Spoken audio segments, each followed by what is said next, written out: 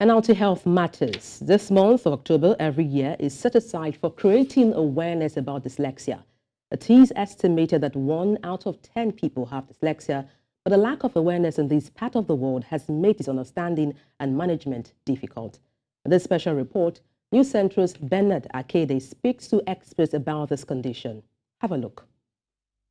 While growing up, I figured that I had certain challenges, cognitive challenges, with spelling, with writing, and with reading. And by the time I got to the university, and I found out that I wasn't the only one having these challenges. Even though I knew I was smart, I knew there was something wrong.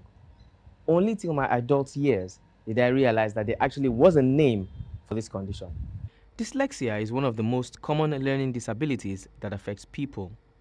Some other learning disabilities include attention deficit hyperactive disorder, ADHD, dyscalculia, dysgraphia, amongst others.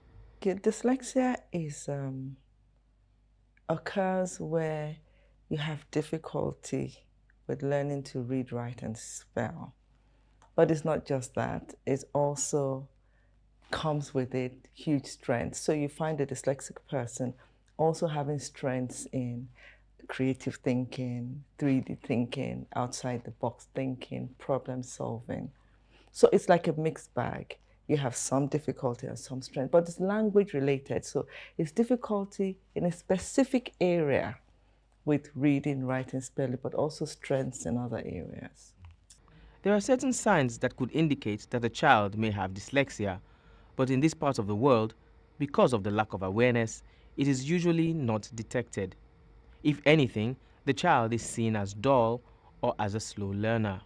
Other classmates that I had could understand what was being taught, but for some reason I could not understand it. And at some point it was put in my head that I was lazy or dumb or stupid. And as children, you don't have filters, so you take in whatever you're being given. So at some point, I think I accepted that and just ran with it. So when something new is being taught, I'm like, not again. So I'm just like, just finish and leave because I'm still not going to get it. So you find a child not speaking early. Because dyslexia affects language processing, you might find that a child has delayed speech. Now, dyslexia is not the only reason why you could have delayed speech, but it's one of the reasons. So the child is 2 going on 3 and is still, not speaking or not speaking clearly. They also have difficulty with remembering what they have learned. But once you begin the reading process itself, then you find that the reading is slow, it's choppy, it's not clear, they have poor fluency, and this goes on into poor comprehension. So when you're in secondary school and nothing is done, then it becomes more compounded. So you then have a situation where the child's handwriting is really poor, he's runs away from anything that has to do with reading.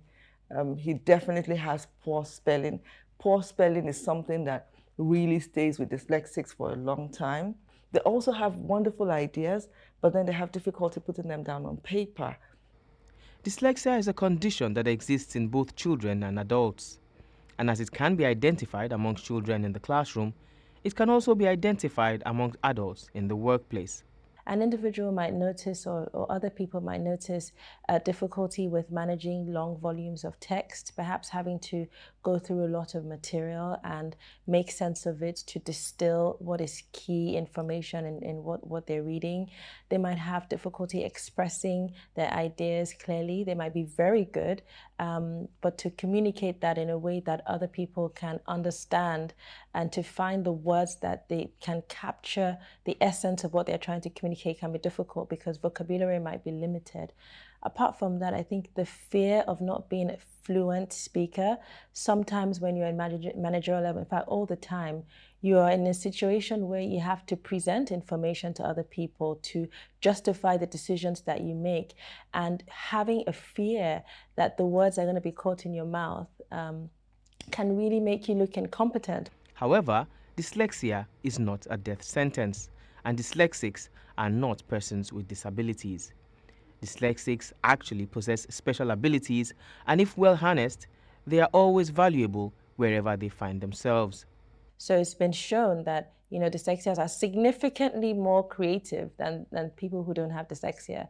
They're really good at generating ideas. very creative. Their brains can connect dots very easily. So if something seems has happened in one subsidiary, for example, they might be able to see how it applies to this one superly easily and quickly. They're good at looking at statistics that are currently in play, data, and using that to forecast what might be. Very helpful for strategy, shaping a vision and direction for an organization, shaping how we tackle problems that might arise. Just as each individual possesses unique fingerprints, so are dyslexics unique in identifying their challenges and in developing mechanisms to help them cope. Thus, the theme for this year's Awareness Month, Uniquely You. Several dyslexics have gone on to live successful lives and have successful careers, but most of the known ones are from the Western countries. The hope is that with adequate awareness and the right training for parents and teachers, the same will be said for dyslexics in Nigeria and across Africa. Bernard Akede, reporting for News Central.